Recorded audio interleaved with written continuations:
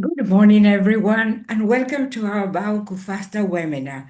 Thank you very much for joining us today. We are delighted to have so many teachers from different parts of our country with us. First, I'd like to introduce Carolina Pereiras, Director of Studies at the Ufasta Teacher Training College, who will tell us a little about the college and its programs. Bueno, hola, buenos días, bienvenidos a todos a esta actividad. Bueno, yo soy la coordinadora de la carrera del profesorado universitario en inglés de la Universidad FASTA. La Universidad FASTA es una universidad con sede acá en Mar del Plata y tenemos esta carrera muy nuevita, ¿sí? Que hemos, por suerte, terminado de formar, ¿sí? De poner en vigencia todo el plan de estudios en este año. Así que es una carrera muy, muy nueva. Y como parte, ¿sí? de la formación y del perfil de la Universidad FASTA, bueno, comenzamos con esta idea de compartir con la comunidad. Así que bueno, a través de BAOC, que es nuestro partner en la universidad, bueno, queremos compartirles este webinar en el día de hoy. Este, Así que, bueno, contarles un poquito que, como ya les conté, la universidad está aquí en Mar del Plata, ¿sí? Y tenemos esta nueva carrera, que es una carrera presencial, ¿sí? Donde, bueno, el objetivo nuestro es formar docentes que tengan competencias realmente actualizadas, por eso esto de convocar a Marina también en lo que es la innovación tecnológica relacionada con la educación, la inclusión y todos estos nuevos desafíos que tenemos en la actualidad los docentes. La carrera nuestra apunta justamente a este tipo de formación y desarrollo de estas competencias. Así que bueno, em, espero que sea una hermosa mañana de compartir, aprender y, bueno, seguir en contacto con todos los que quieran conocer sobre la carrera y, como les dije, esta es nuestra primera actividad de extensión. Esperemos que sea la primera de muchas. Así que bueno, invitarlos a seguir en contacto para seguir formándonos como docentes. Así que bueno, muchas gracias, Moni. Bueno, thank you. Thank you very much, Carolina. Now, I'd like to introduce Marina Falasca, who will lead today's presentation. Marina Falasca is an award-winning teacher educator, researcher, and consultant specializing in the intersection of educational technology, sustainability, and teacher development. A graduate from Lenguas Vivas, Juan Ramon Fernandez, she currently lectures in TEFL methodology, higher education didactics, and educational research at prestigious teacher training institutions in Buenos Aires. As the STAR Country Director for Argentina, Marina leads high-impact international initiatives focused on education for sustainable development and global citizenship. Her leadership extends to her role as VE COIL Program Coordinator at Global ED and her active involvement in the Red Hall Coalition, where she advocates for the ethical, critical, and human-centered integration of AI in education. A recognized leader in her field, she's a recipient of the Educa Latinoamericana 2026 Award for Innovation in Higher Education, the 2025 AAICEP Ibero-American Global Education Prize, and the 2024 CLET Award for Sustainable Development Education. Her research is frequently featured in international publications and keynotes on digital pedagogy and transformative learning. Marina, welcome, and over to you. Thank you so much. Thank you, Monica. Thank you, Carolina. Thank you for the kind introduction. Hello, everyone. It's been a true pleasure to plan this brand new webinar on a topic that is becoming increasingly important in education, how we can use artificial intelligence in ways that are both inclusive and educationally meaningful. Over the next 90 minutes, we'll be moving beyond the question of which AI tools to use and focus instead on how we can use AI to support learning, critical thinking, and inclusion in our classrooms. My goal today is not to convince you that AI is good or bad. Rather, I want us to think together about how we can engage with AI thoughtfully, responsibly, and critically. Whether you're already experimenting with AI or you're just beginning to explore it, I hope you will leave the webinar today with practical strategies you can apply in your own teaching context. The webinar is targeted at primary and secondary EFL teachers, although many of the tasks and ideas can also be adapted for higher education. Before we begin, let's get to know who's in the room. I would like you to type in the chat where you're teaching right now, primary, secondary, or both, one benefit you see in AI, and one risk or concern you have about AI. Take a moment and share your thoughts in the chat, please.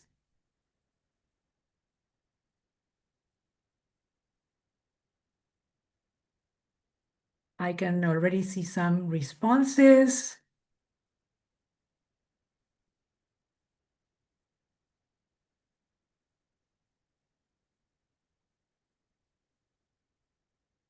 Let's see what your perspectives are. In general, people tend to mention efficiency, creativity, access to resources as some of the main benefits. We have some private teachers for primary and secondary students.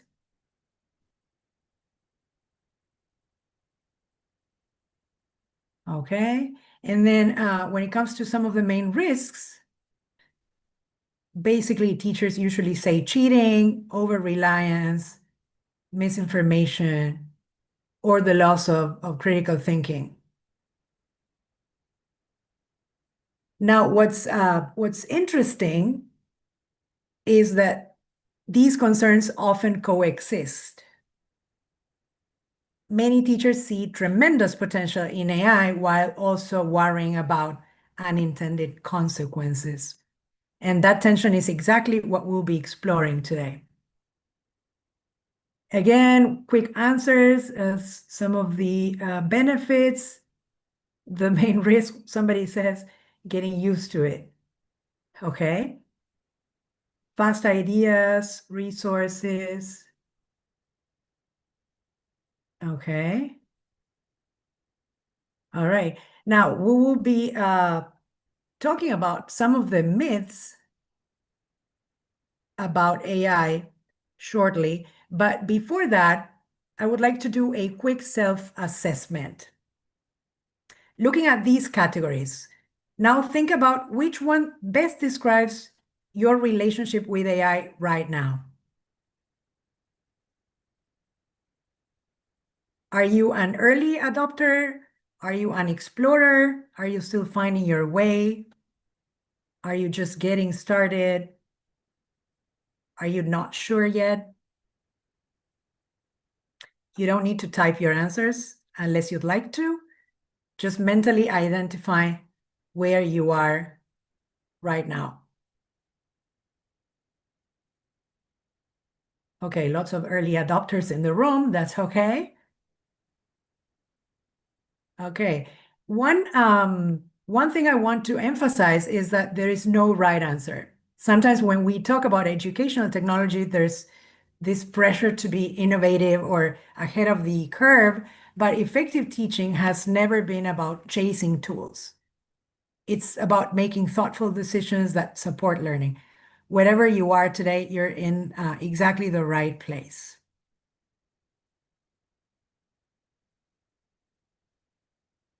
Okay, now let's warm up with a quick activity. For each statement, I would like you to think about whether this would be a myth, reality, or it depends.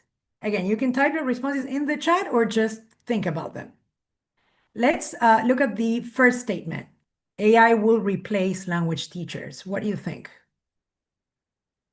Most educators quickly recognize this as a myth. AI can definitely generate language, provide explanations, and offer practice opportunities, but it cannot replace the human relationships, judgment, emotional support, and pedagogical expertise that teachers bring, right? Let's look at another one. Students who use AI are cheating. This one usually generates more debate, and the answer is it depends.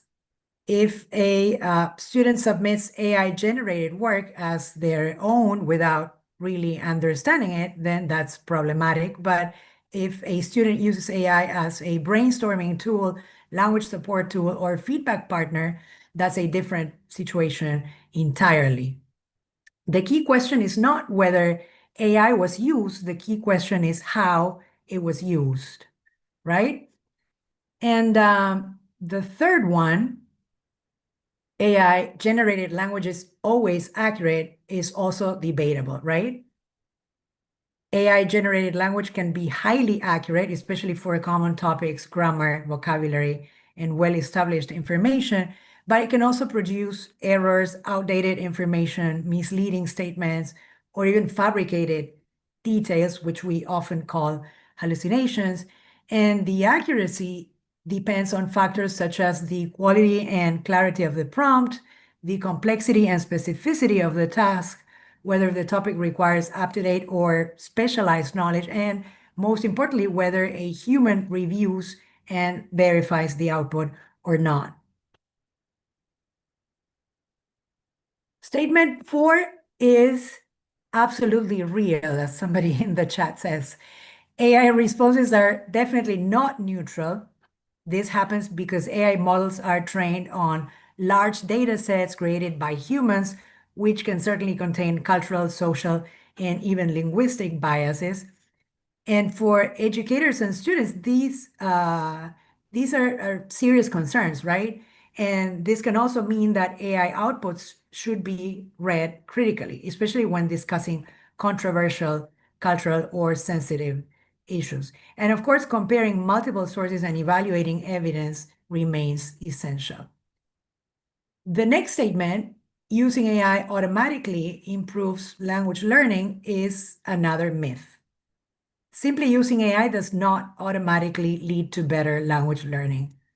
Learning outcomes depend on how AI is used, like I said before, also on the quality of the learning tasks, the feedback provided, and even the learner's engagement.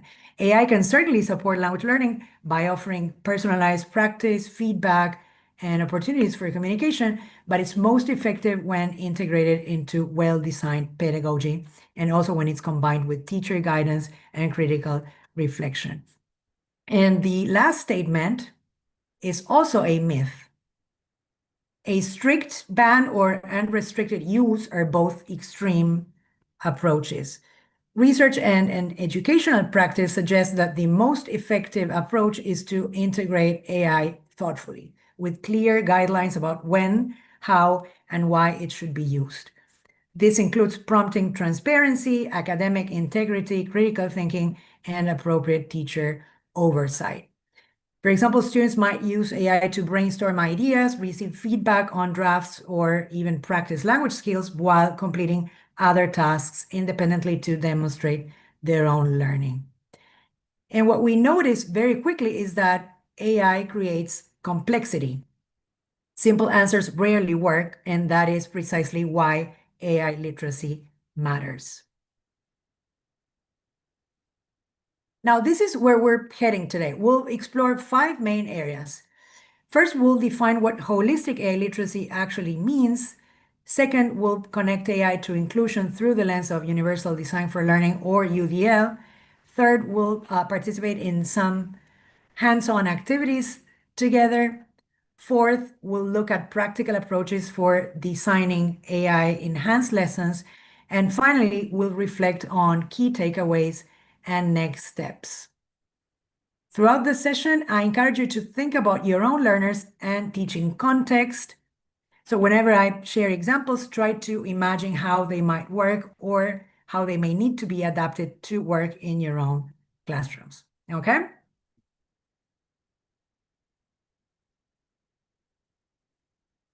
Now let's talk about students first.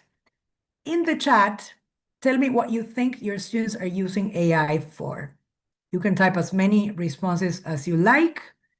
Typically, we see things like homework, translation, writing assignments, vocabulary support, brainstorming, studying for tests, and perhaps my favorite response, I don't know, but they definitely use it. Many teachers laugh when they see that option because it feels very familiar. The reality is that students are already using AI, whether we actively teach about it or not, they are acquainted with these tools. And the question is whether they're learning how to use them critically, right? I get plenty of responses in the chat, writing translation, okay, homework and translation, writing assignments, writing, that's a problem, right? Okay. Now, this brings us to one of the central ideas of today's session, what I call click thinking. Click thinking happens when students become accustomed to receiving immediate answers without really engaging deeply with ideas, right? AI makes this easier than ever. A student asks a question, the answer appears instantly, the process feels efficient, but efficiency and learning are not always the same thing. Sometimes students mistake access to information for understanding. They copy and paste, they skim, they accept answers without questioning them, and gradually the illusion of understanding replaces actual understanding. As teachers, I think our main challenge is not to stop students from using AI, but to help them think through AI rather than simply accept what it produces.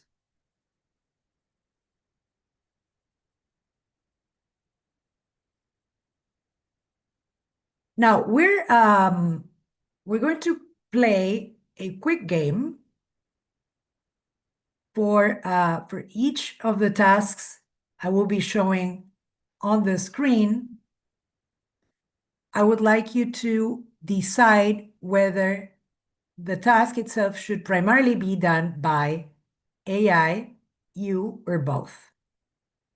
Let's start with grammar correction. Most people say both. AI can identify patterns and suggest corrections, but learners still need to understand why changes are made. Now, let's consider writing an essay. Many of you said that your students use AI to write essays. And again, many people choose both, right? AI might support brainstorming or organization, but students still need to develop ideas, make decisions, and express their own thinking. They cannot just copy and paste. What about brainstorming ideas, checking facts, and learning vocabulary? Give it some thinking. Again, you can type your ideas in the chat or just think about them. No pressure.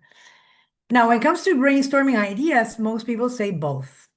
AI can certainly generate possibilities, but you should select, refine, and develop the ideas yourselves. Checking facts, again, both. AI can help locate or summarize information, but you should verify important facts using reliable sources because AI can make mistakes. Learning vocabulary, both as well. AI is useful for explanations, examples, quizzes, and personalized practice, but you need to actively study, practice, and use the new words to retain them. The purpose of this very simple game is not to find a single correct answer. I think it's useful because it encourages students to think critically about the role of AI in learning rather than just viewing it as either a replacement for human effort or something to avoid altogether. In the EFL classroom, the activity also provides authentic opportunities for learners to practice expressing opinions, agreeing and disagreeing, giving reasons, and even using language for discussion and argumentation while exploring an increasingly relevant topic. At the same time, students get to consider their own role in the learning process and even identify when they should rely on their own knowledge and when AI can provide support.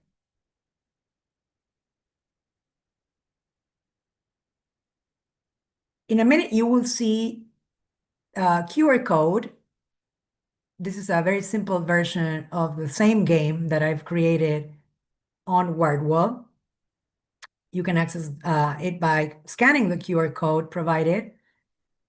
And if you have not yet had an open discussion about AI with your own students, this activity is an excellent place to start.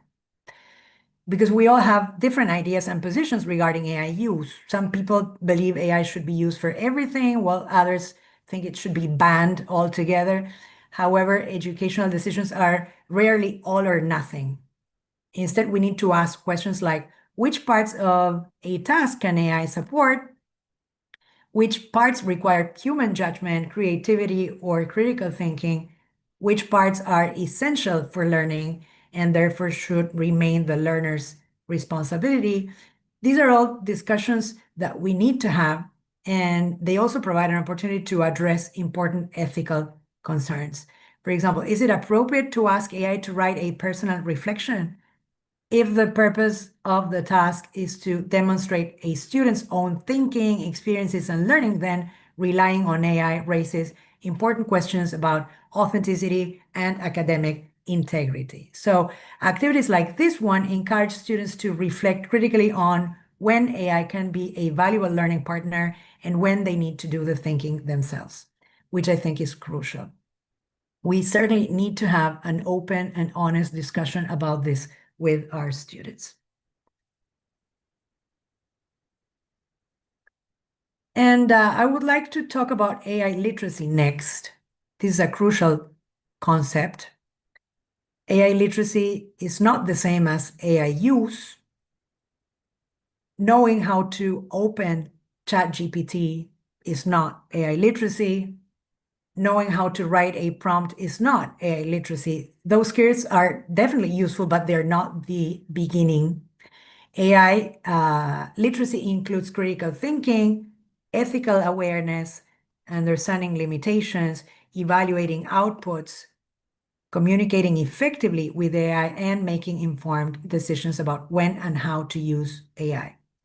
In other words, AI literacy is about understanding, evaluating, questioning, and using AI responsibly. A student who can generate an essay with AI is not necessarily AI literate. A student who can evaluate that essay, identify weaknesses, question assumptions, and improve it thoughtfully is demonstrating AI literacy. So if AI literacy is more than technical skill, what does a more comprehensive approach look like? That's exactly what we'll be exploring in the next slide through my holistic AI literacy model.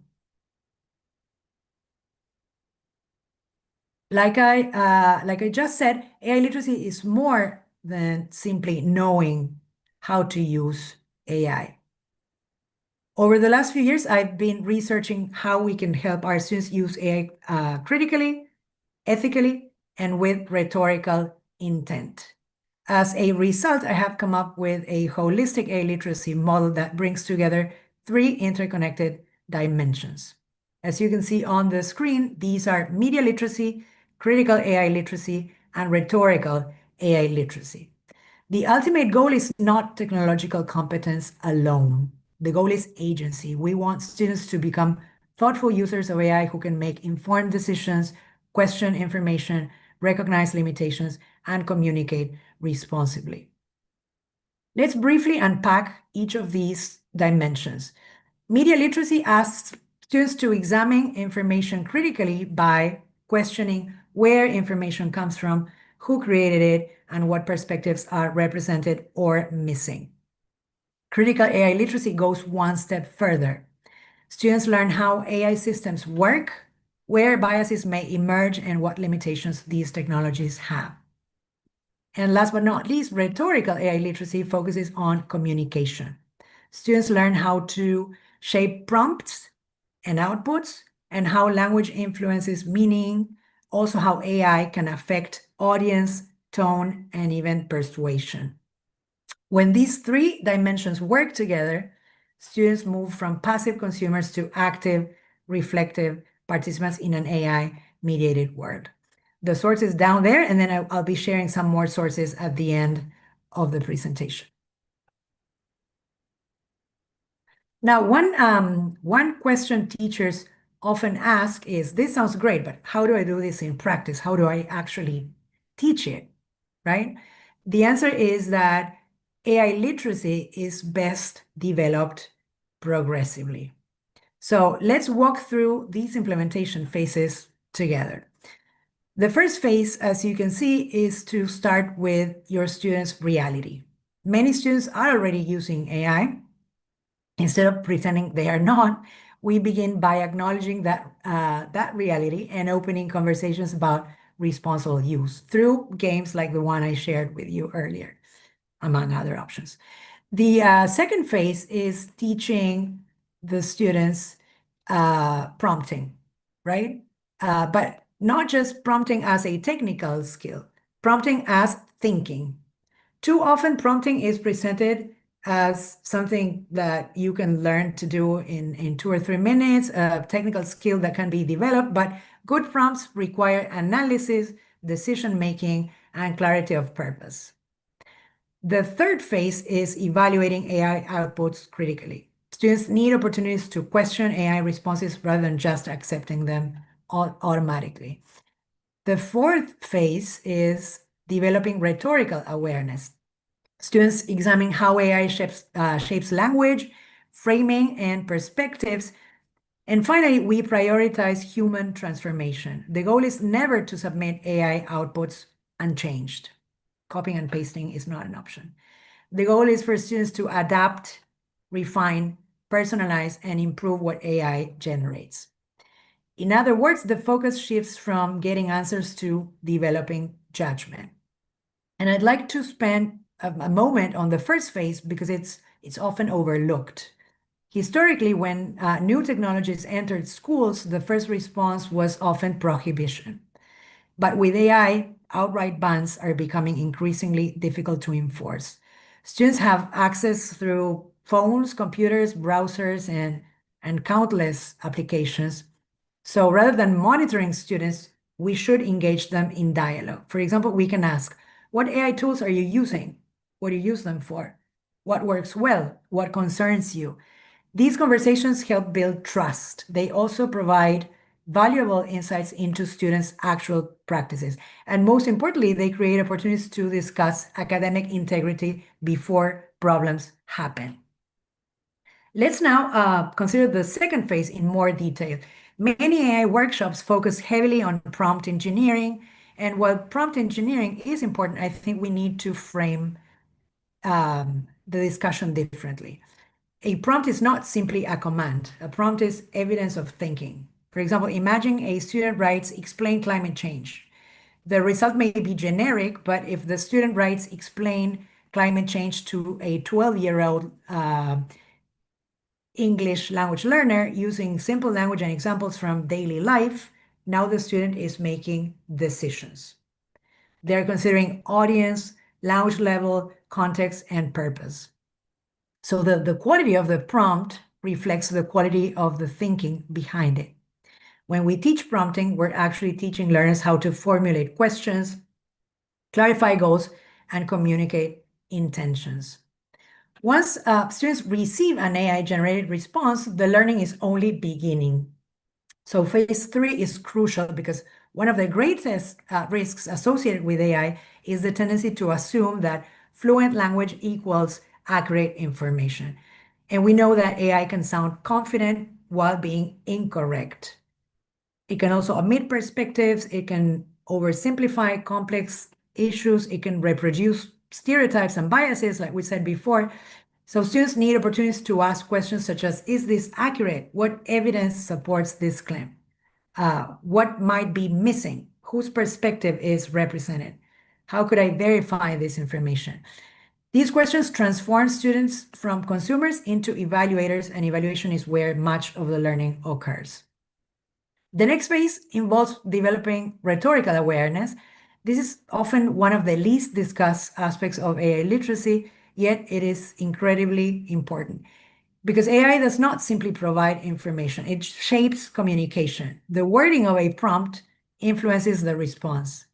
The framing of a question influences the perspective presented. For example, asking what are the benefits of social media produces a different response than what concerns have researchers raised about social media.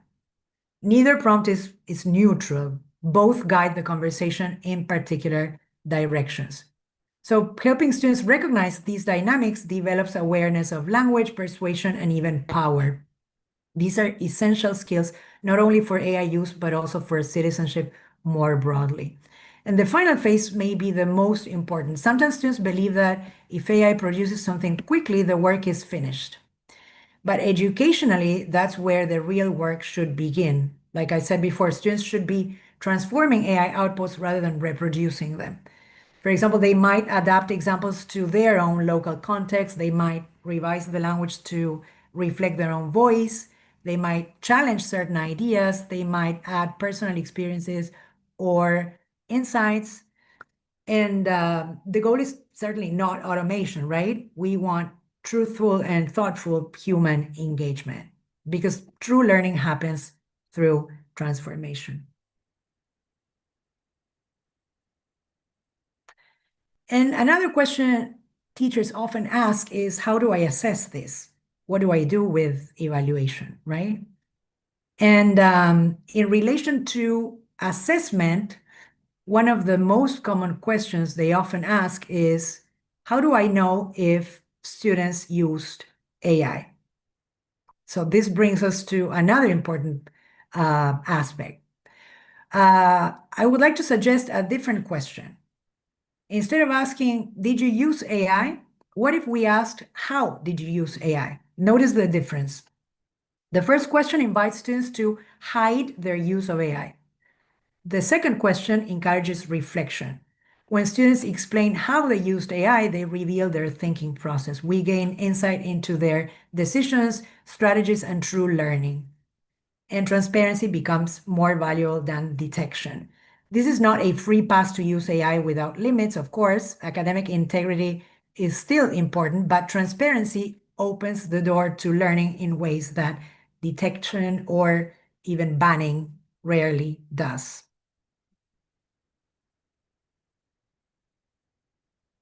I'll be sharing some practical strategies to address this. In a minute, you will see a series of acknowledgement starters that you can use with your own learners.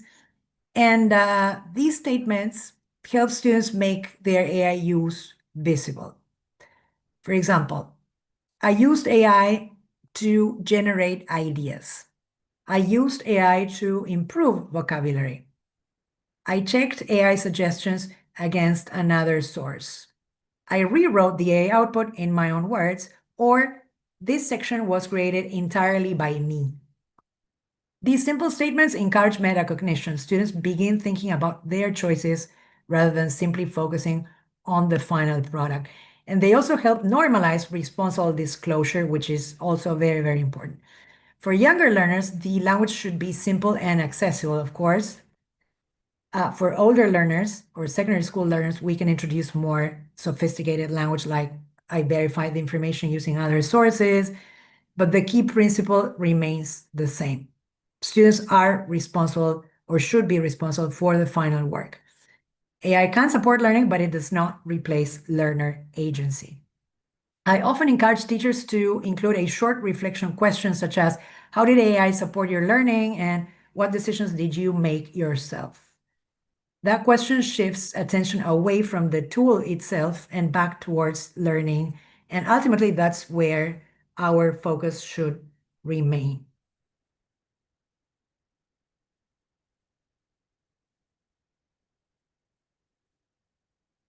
Now, I would like you to think about inclusion, how we can relate AI and inclusion.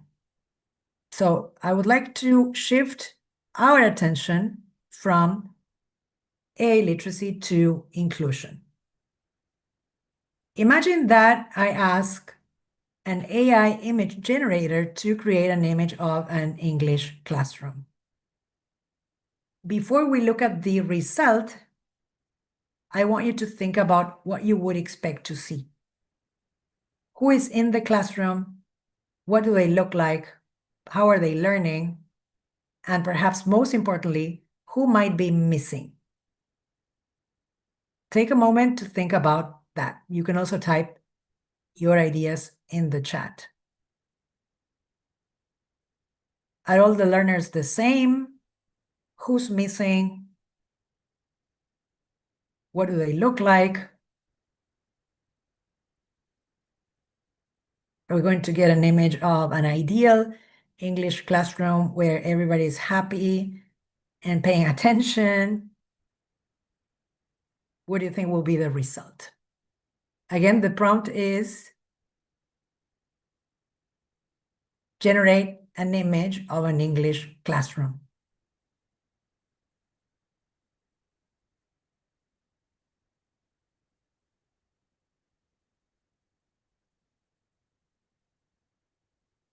Give it some thinking. And then I'll be sharing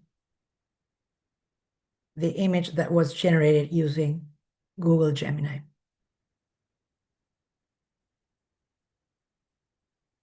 You can type your ideas in the chat. And this is the image that was generated using Google Gemini. Like I said before, the prompt was create an image of an English classroom. As you can see, the students in the resulting picture appear similar in age and ability. They're all equally engaged in learning. There are no distracted students, and certain learners become highly visible while others are absent. This is not necessarily because the AI intends to exclude anyone. Rather, AI learns from existing patterns in data, and those patterns often reflect existing inequalities and biases. Like somebody says in the chat, everybody's interested and motivated.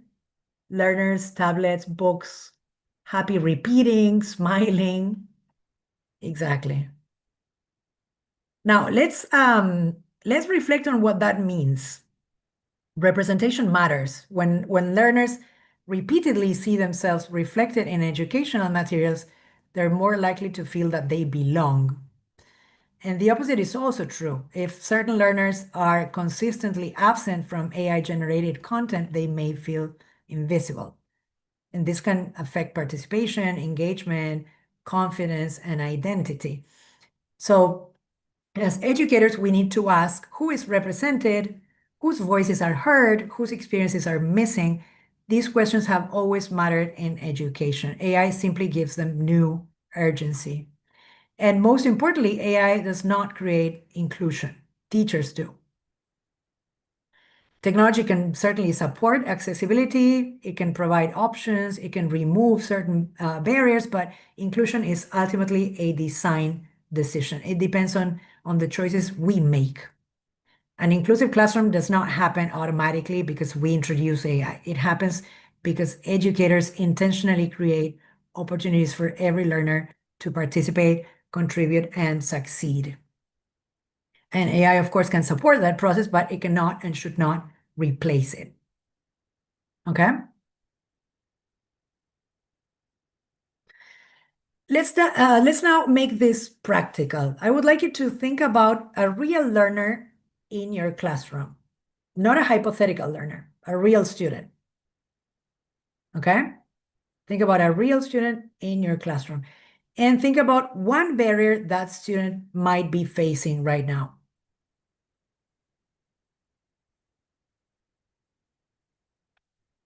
Okay? Perhaps it's a language barrier. Perhaps it's related to reading, writing, confidence, attention, motivation, access. Type one barrier in the chat.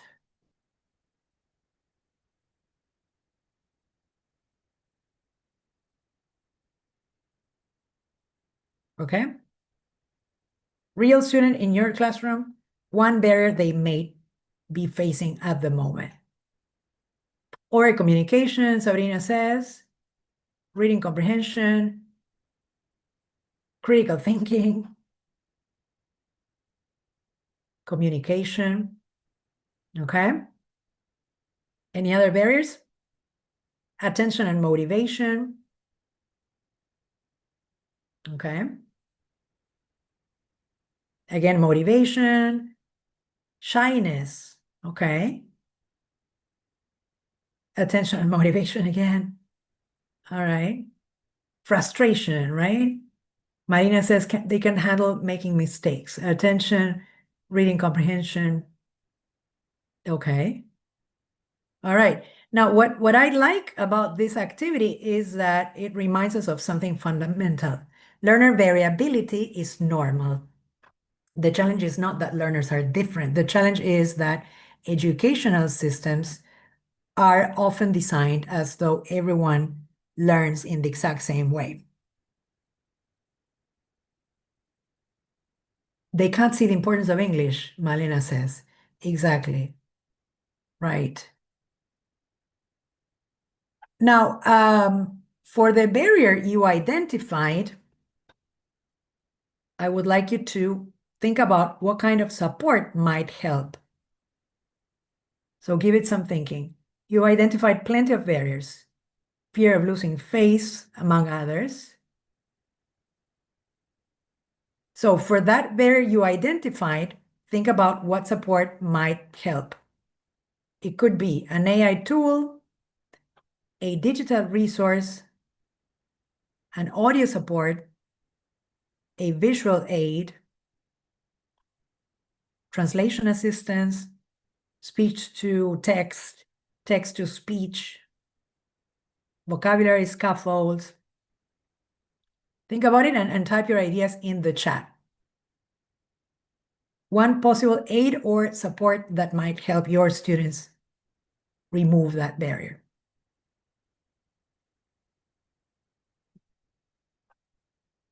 Support rubrics. Okay, I like that, Sabrina.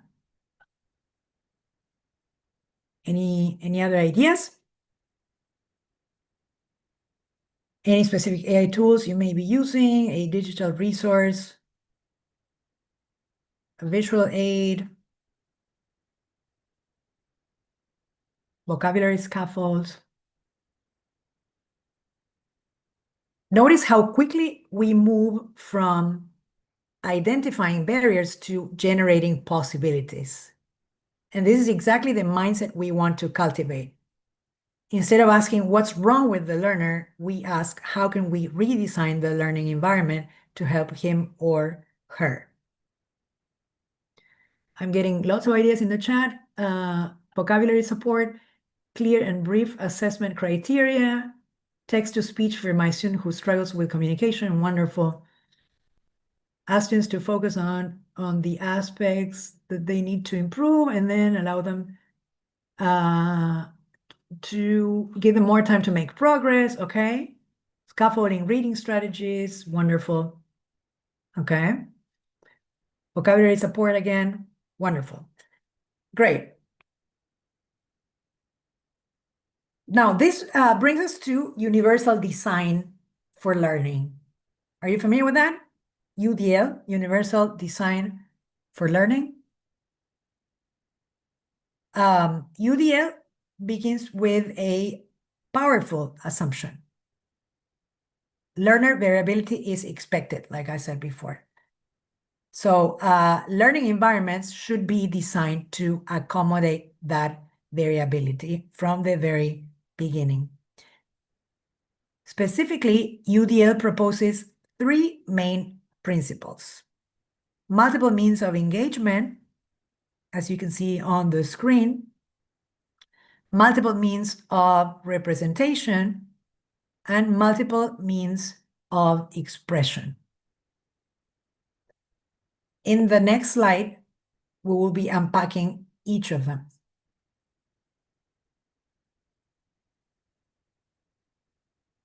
So what do all of these forms of representation entail, and why are they important.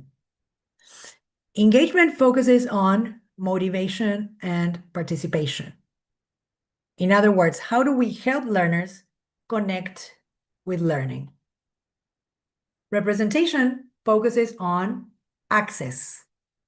The question in this case is, how do we present information in different ways? And finally, expression focuses on demonstrating learning specifically, as you can see in this very simple chart. How can learners show what they know through different formats? That's the idea. And what I personally value about this framework is that it shifts the focus away from the learner and their deficits, right? And places it on instructional design instead. So rather than expecting learners to adapt to fixed forms of instruction, this framework encourages us to adapt instruction to better support all learners.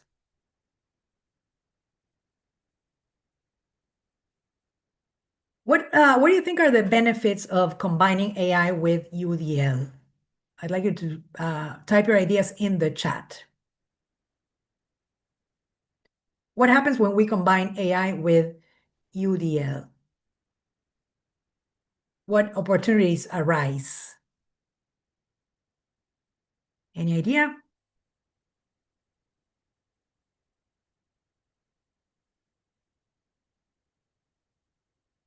Think about texts becoming audio or text-to-speech conversion tools. How does that help the learners?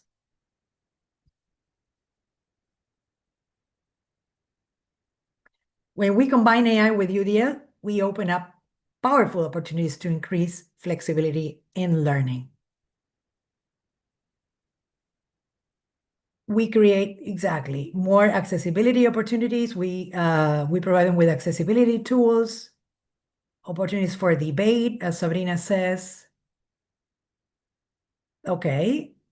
Micaela says it's helped me adapt activities from textbooks. Wonderful.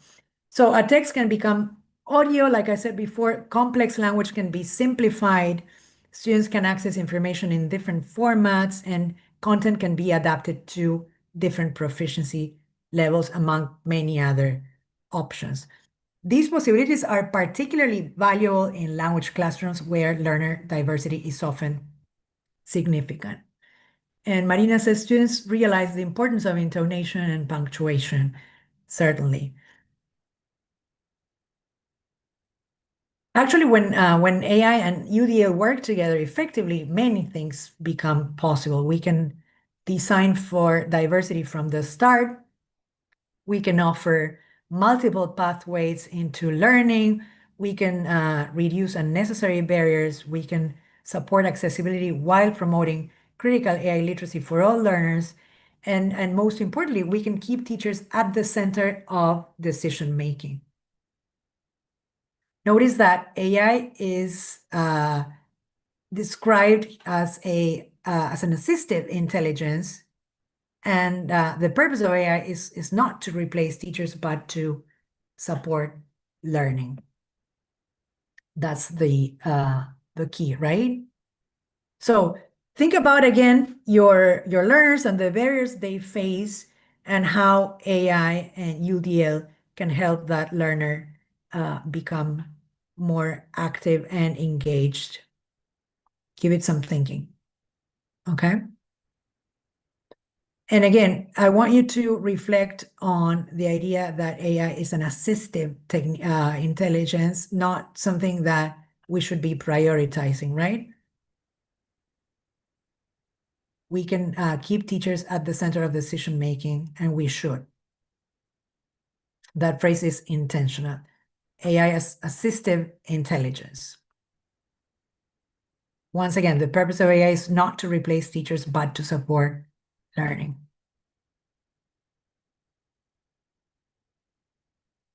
In the next few slides, we will be looking at some practical examples.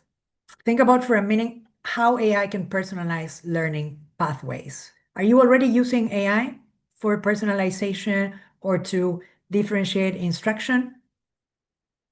Type your ideas in the chat. Who's already using AI to personalize learning and support learners with different needs? Anybody?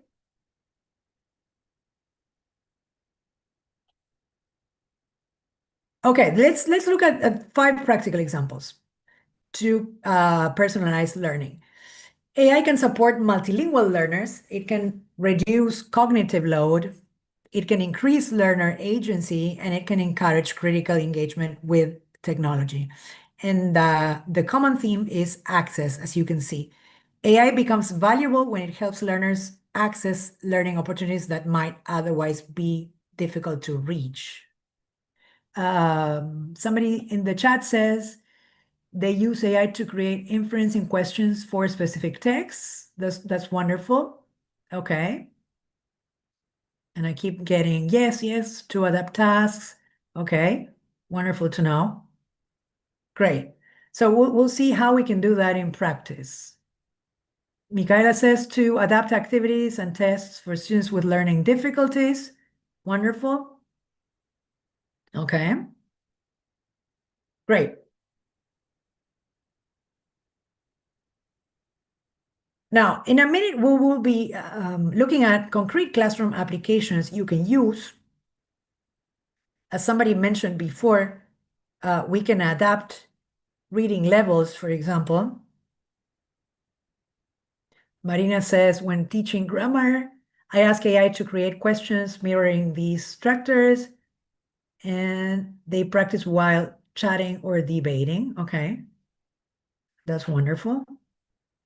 Okay, anybody else? Great. Now, these are concrete classroom applications you can use. Like I said before, you can adapt reading levels, you can offer multiple responses or multiple response formats. You can compare AI and human thinking. You can also provide language scaffolds. You can redesign prompts or create authentic projects for real audiences. Notice that none of these examples position AI as the final answer. Instead, AI functions as a support that expands possibilities for learners. Okay? Are you using any of these options in your own classes, like prompt redesign challenges, AI as a language scaffold? Take a minute to type your ideas in the chat. Which of these classroom applications are you already using and how?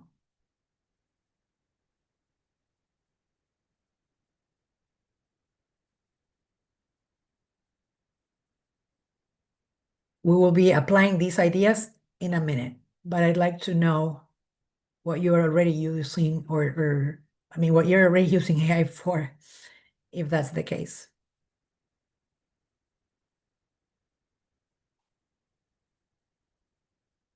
Okay. Any specific tasks you may be asking your students to do to compare AI versus human thinking, for example?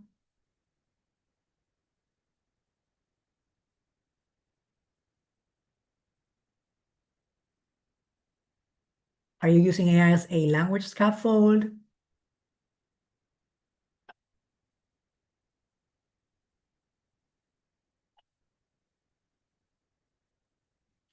All right, now let's try to apply these ideas. I want you to consider this task. Write a 200-word essay in English about your favorite holiday tradition. Who might struggle with this task and why? At first glance, it seems pretty straightforward, right? But who might struggle? Take a moment to think about it.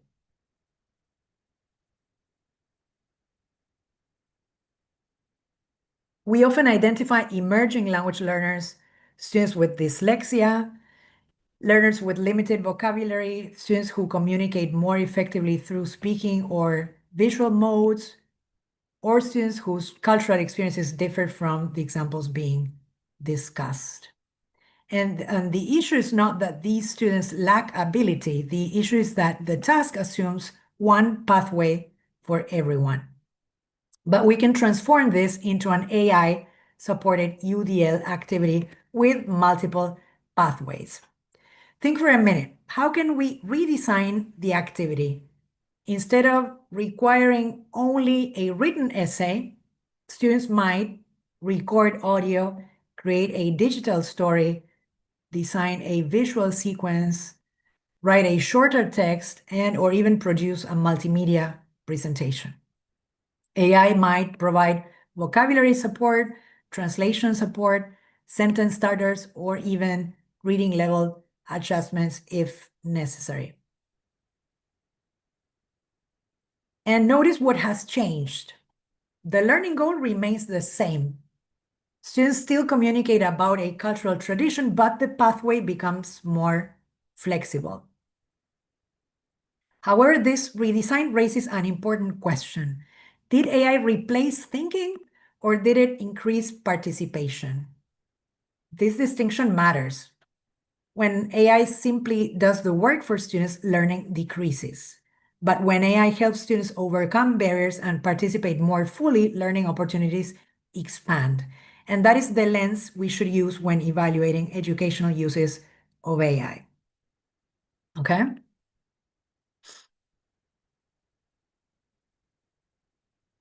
Now, in a minute, we will be discussing a few more examples of what inclusive lesson design can look like in practice, but I would like you to type some more ideas in the chat if you're already doing any of these things. So take a minute and type up your ideas in the chat.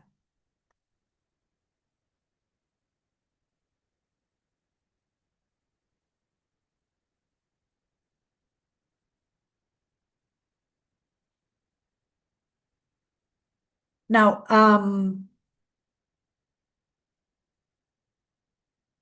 okay, there's some more ideas in the chat. Let me just scroll down.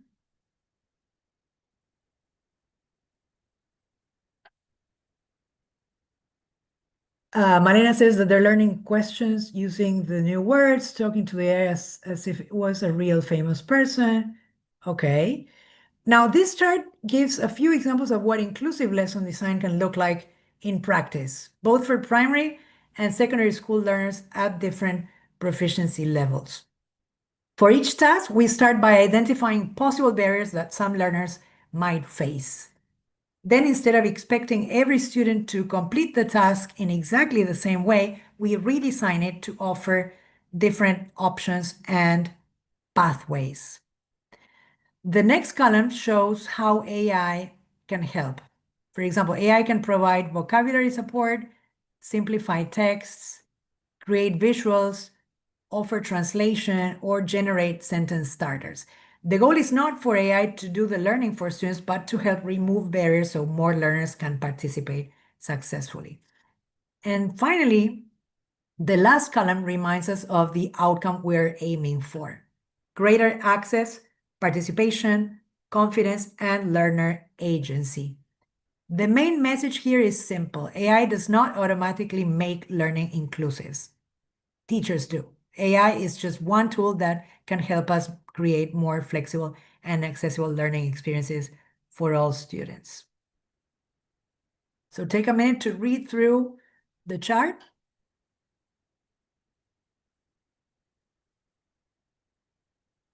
And then we will be applying everything we have discussed to a concrete lesson.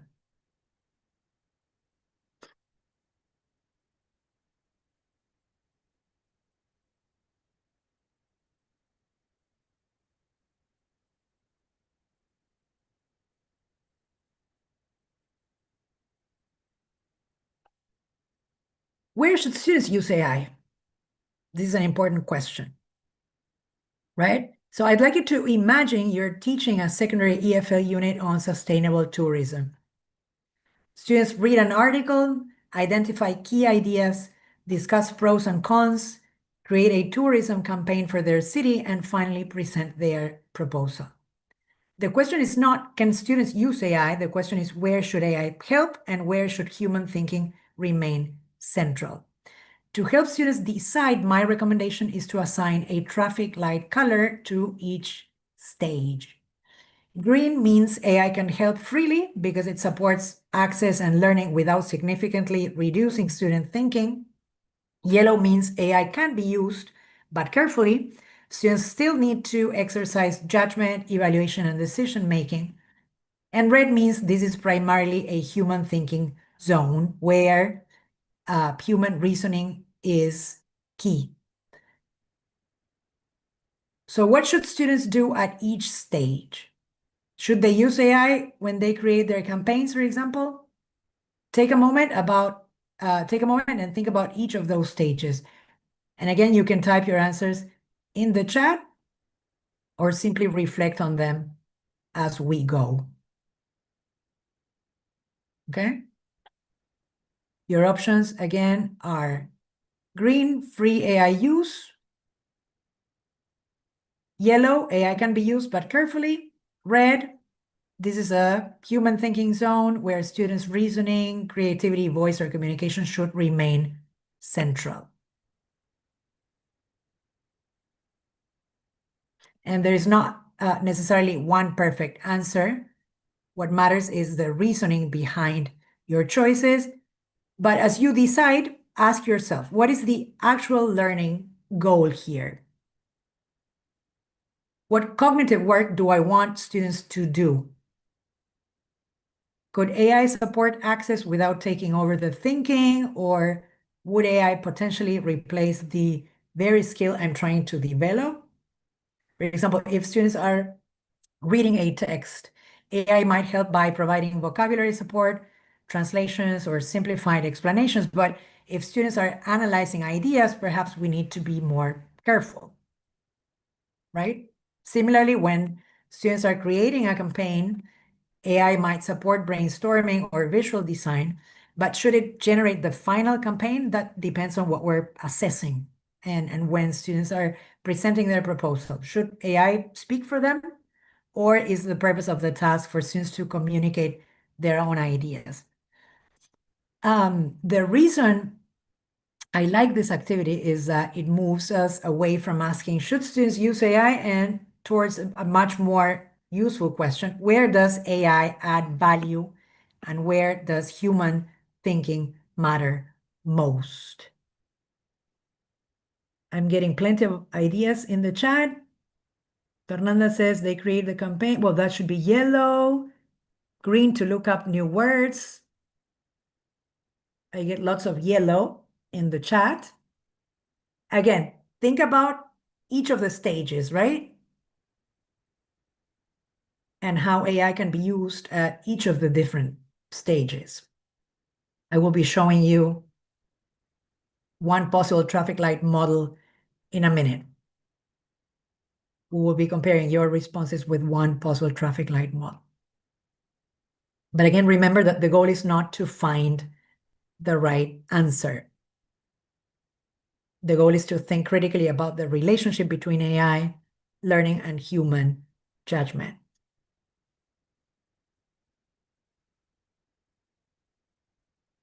Okay? Lots of yellow.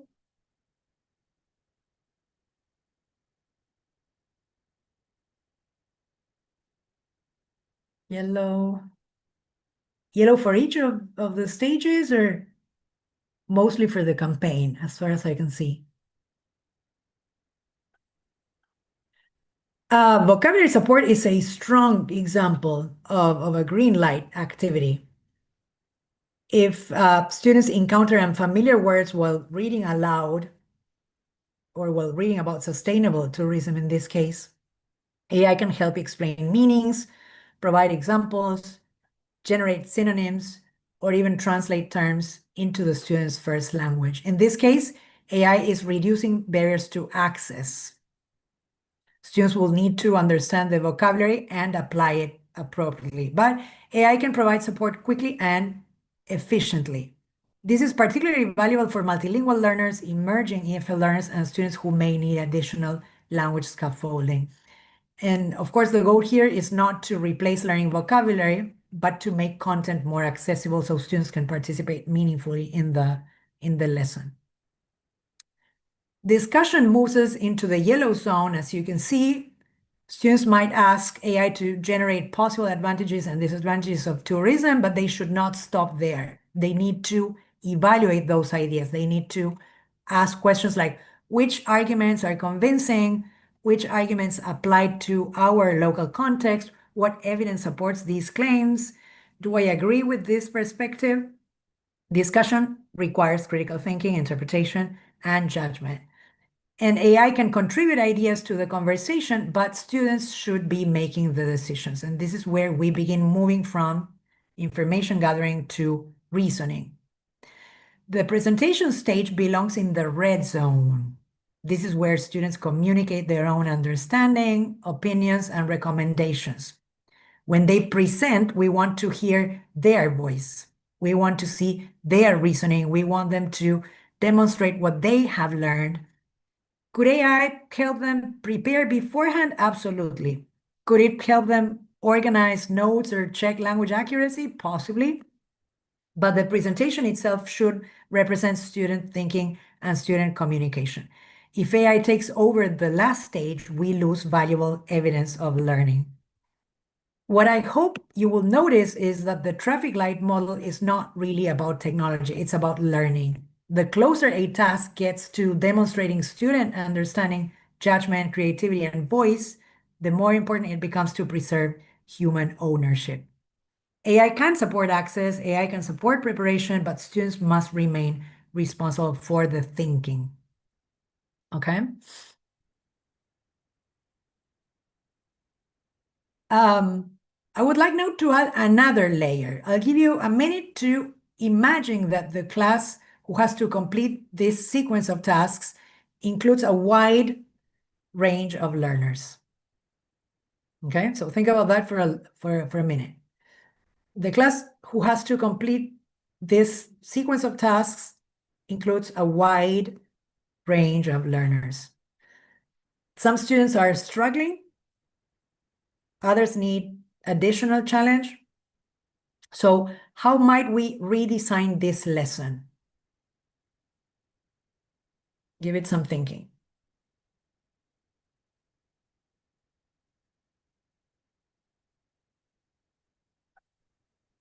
Okay? And I want you to think about two groups in particular: struggling learners and advanced learners. Okay? So how might we redesign the lesson? What modifications might help each group succeed?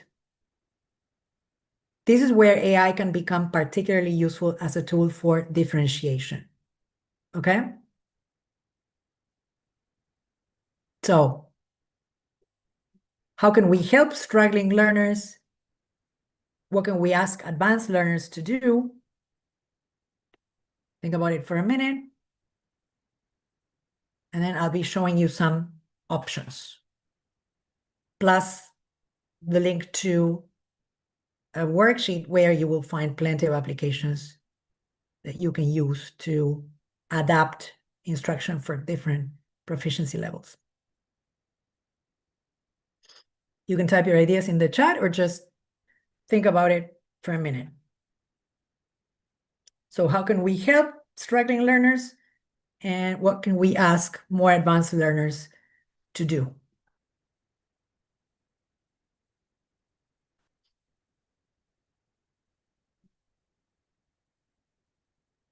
For example, when it comes to struggling learners, should we use simplified texts or translation support?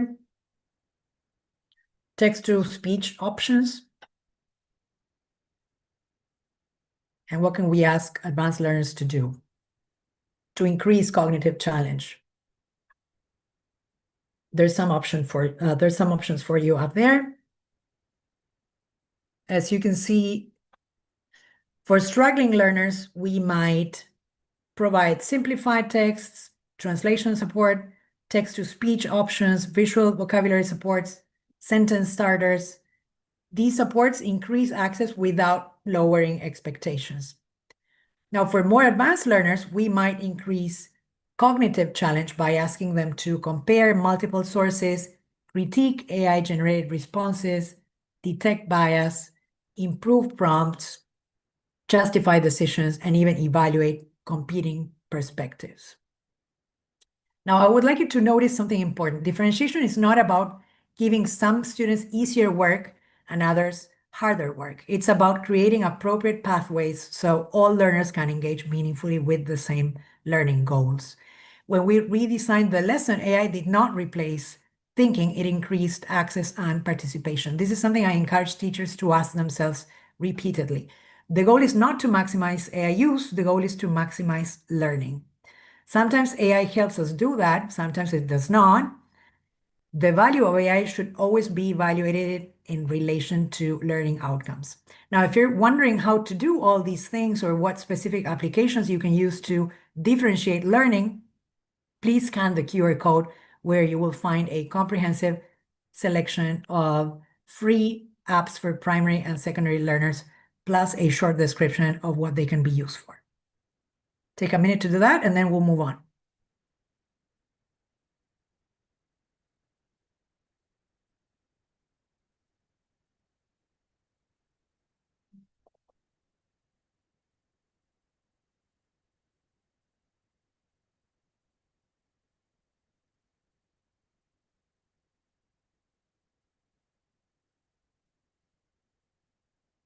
Now, I want you to think carefully before using any of those apps. Whenever you're considering using AI or any of the AI-powered apps in the handout, please ask yourselves these questions. What is the learning goal? Where does AI help? How can AI support engagement, representation, or expression? And perhaps most importantly, where must students think? That final question is critical. If AI takes over the thinking, then we may be undermining learning. If AI helps students access, extend, or deepen learning, then it may be worth including.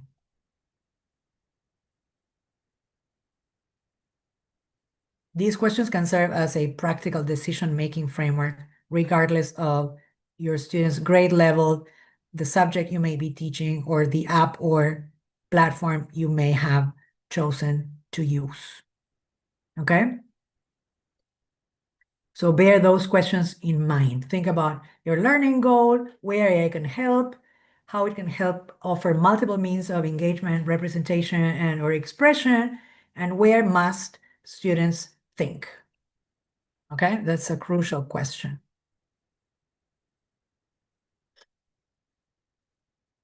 And to put these ideas into practice, I'll be assigning a mini task for homework. I'll be showing you a simple template in a second where you will get to design a quick activity using specific prompts.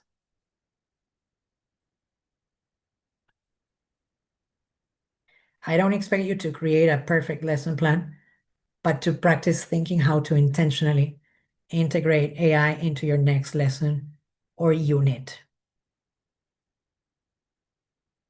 Okay? So as you design your next lesson, remember the questions and specifically think about where AI can support learning. Okay? So design a quick activity using those prompts. How exactly do you intend to use AI? What are you going to use it for? And what are students expected to do? Okay? Take into account the questions we've discussed. Think about where AI supports learning, where student thinking should remain central, and how the activity can be inclusive. The important thing is that our decisions remain grounded in pedagogy rather than novelty. Okay? All right. Okay, I said homework, but you're all getting started with it. That's wonderful. We still have a few minutes. So let's see. Marlena says subject, school. Okay. Let's see. Any other ideas?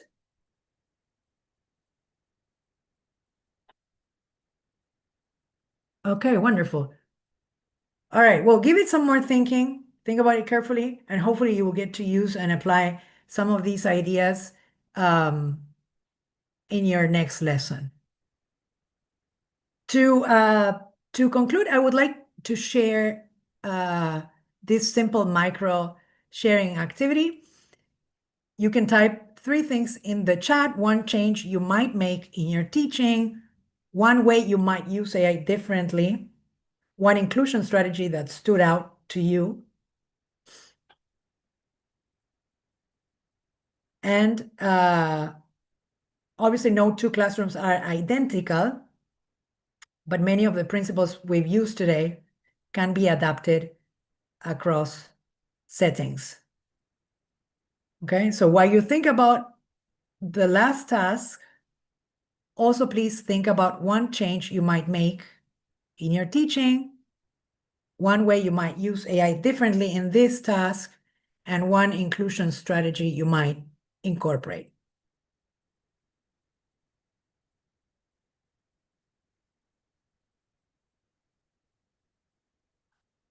Okay?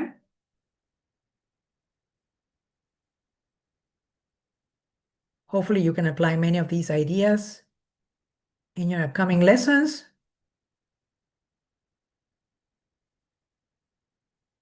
And the most important question I would like you to reflect on is, how might you use AI differently? And what inclusion strategy can you use in your next lesson? Okay?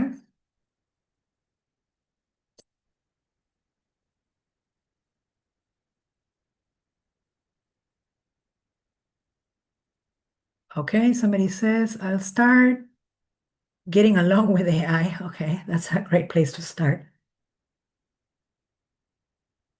Anybody else?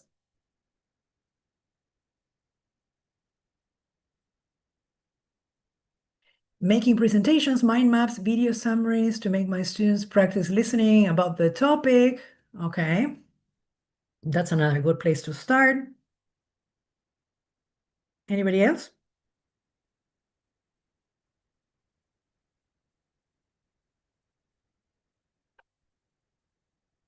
And what would be your final takeaway?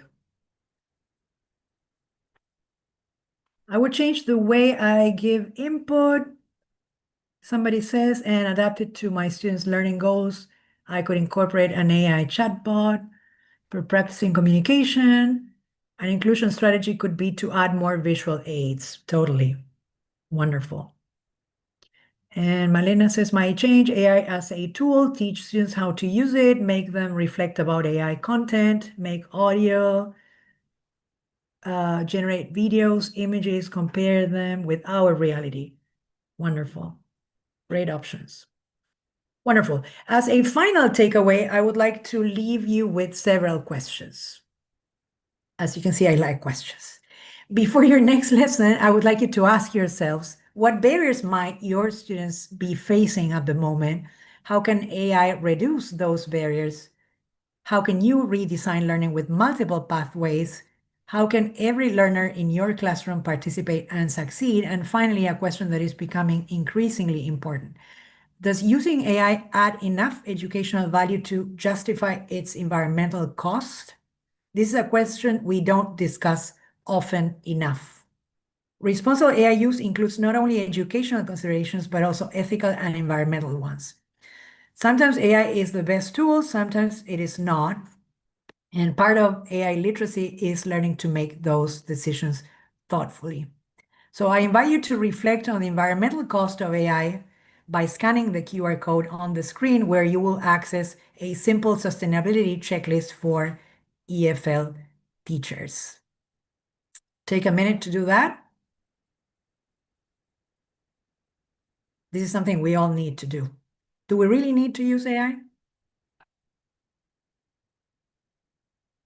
because the environment can be seriously affected by our overuse of AI. So this is something crucial. Oh, thank you. Somebody said, I love that you put teachers at the center and as agents of their students' learning rather than relying on AI for everything. That's key. That's a wonderful summary. Thank you. I love your comment. Despite of AI, the usage of internet, okay, yeah, definitely. Right. Yeah, even when we use the internet, that is an excellent observation. Samantha, thank you for bringing that up.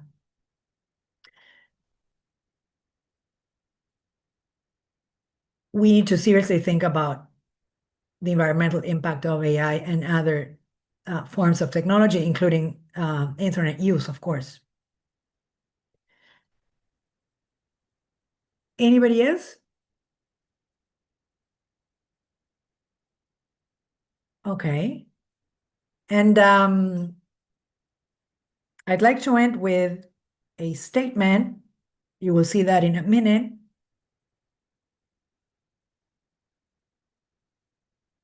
If you still have any more comments or reflections, please share them in the chat.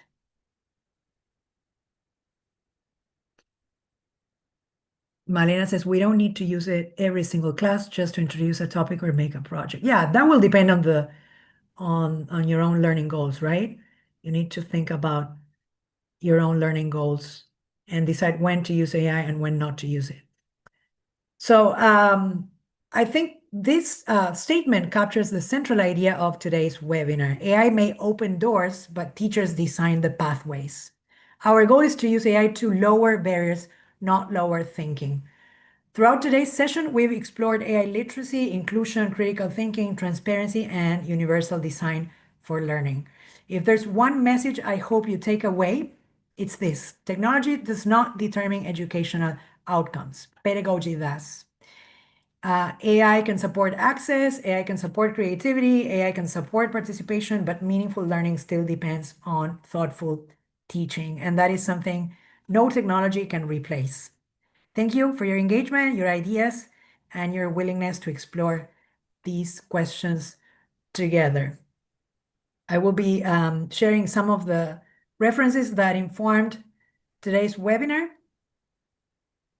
And as you will see, they include resources from UNESCO, OECD, CAST, and my own work on holistic AI literacy.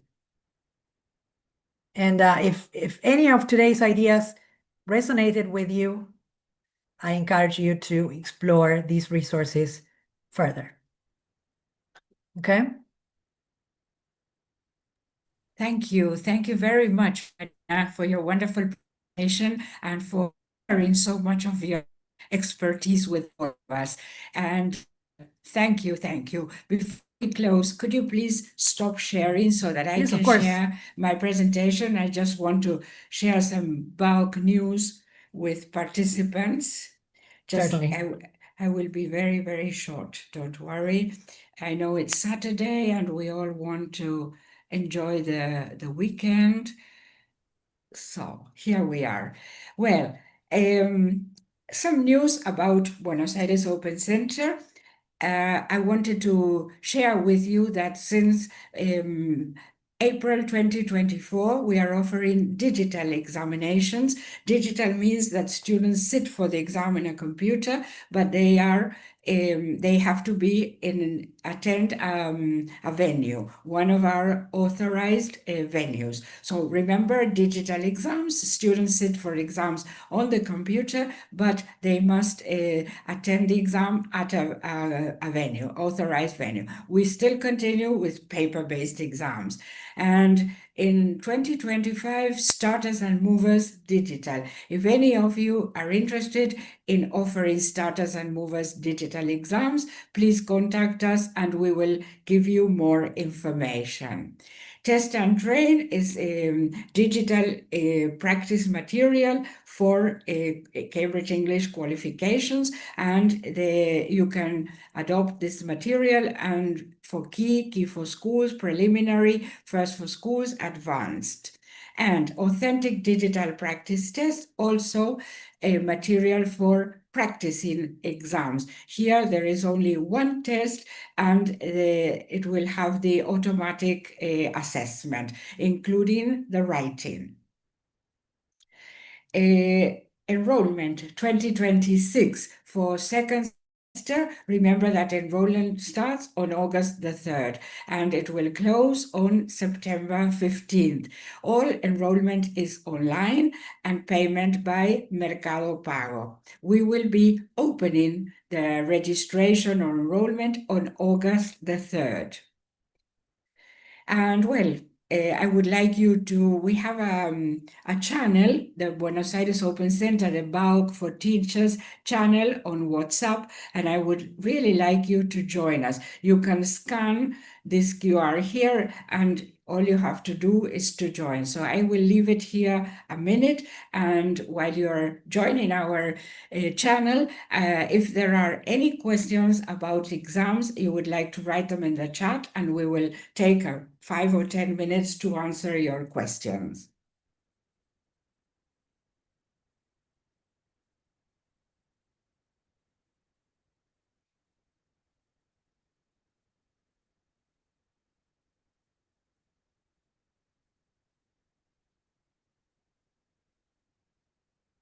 And you can also write us. You have the email that is info@bauc.com.ar, or my email, which is m.marenzi@bauc.com.ar. So if you have any questions, please type them in the chat box and we will answer them. I'm here with Melissa Schianchi, who is an educational consultant for Buenos Aires Open Center. We are the two who visit schools in the area of what we call now El Amba. So if you have any questions, there's Melissa. Hello, everyone.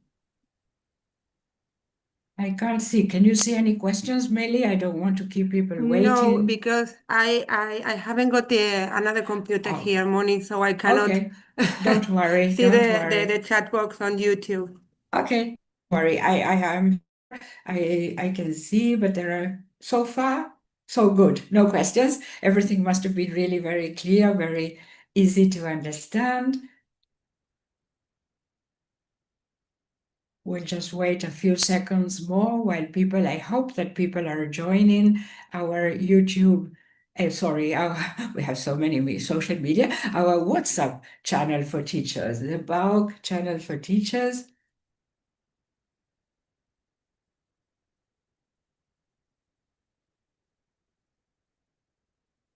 Well, okay. Once again, Marina, thank you very, very much. I hope that everybody has enjoyed the presentation and that you will benefit from all the tips that Marina has shared with you. Carolina, thank you very much also. I hope that many people will be asking for information about the teacher training college program. I don't know if you want to add anything, Carolina or Okay, Marina. yes. I want to really thank you, Marina. It was really a pleasure to listen to her sharing all her knowledge, right, about these new challenges that teachers have nowadays. It was really motivating for us teachers. We need the motivation too as teachers. Thank you very Thank much, you. Marina. It's my pleasure. Yeah, nice. And también tenemos nuestras redes sociales, así que bueno, cualquier consulta, duda, está en la página web de la universidad, Universidad UFASTA, ¿sí? Es ufasta.edu.ar, así que pueden ingresar en la página web y también en las redes sociales a través de Instagram. La Facultad de Ciencias de la Educación también tenemos nuestra Instagram también, donde compartimos el conocimiento y todas nuestras propuestas a través de las redes. Así que bueno, los invitamos a que sigamos en contacto. Okay, thank you once again, and enjoy your Saturday. So see you next time. Bye bye, everybody. Thank you Bye all. bye.